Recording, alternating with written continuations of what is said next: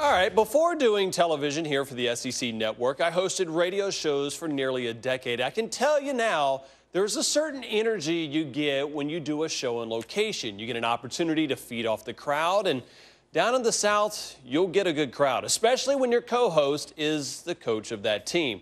Rabid fans, crazy callers, these shows have it all. Lauren Sisler takes us on a journey into the wild world of coaches' radio shows in the SEC.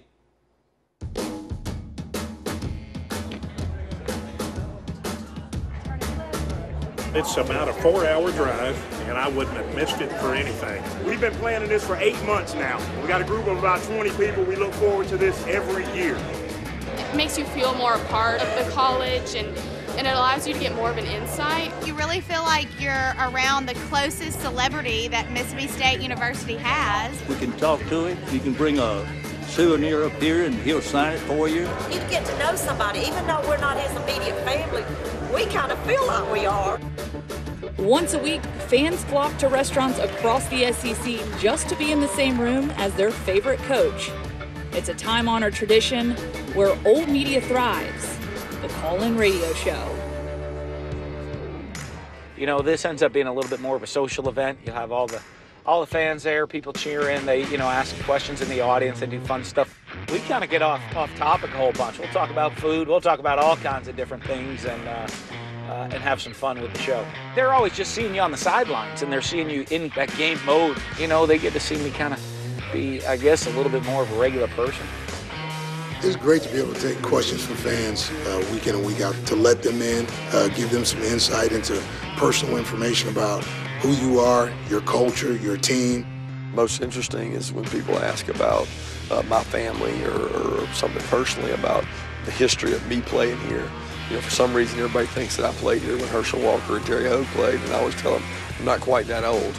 You're on the radio every single week, so if the week before was good, it's probably going to be a pretty easy, fun show. If the week before was bad, you probably got to sit there and bite your lip and take it a little bit. I like to express our views firsthand from me, not somebody else thinking for me, talking for me, or saying for me. And I find the radio show an opportunity to do that, and I think that our fans deserve that. I really do. Only the lucky few get a chance to interact with their favorite football coach or the occasional celebrity guest. Seating is limited, nowhere more so than in Tuscaloosa. Believe it or not, we have people that camp out Wednesday night before the show on Thursday in an effort to be first in line to get an available table that'll be on the side where the show is. Right now, we have 87 names on the list. You have to get over here around 7 in the morning to wait to 10 to get your name on the list. We get here in the morning first thing, get our chairs, set them out. We do it every week, and I hope we get a table.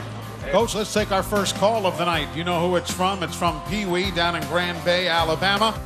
One fan that never needs to worry about waiting in line is Pee Wee Roberts, an Alabama regular who has earned the honor of being the first caller every week.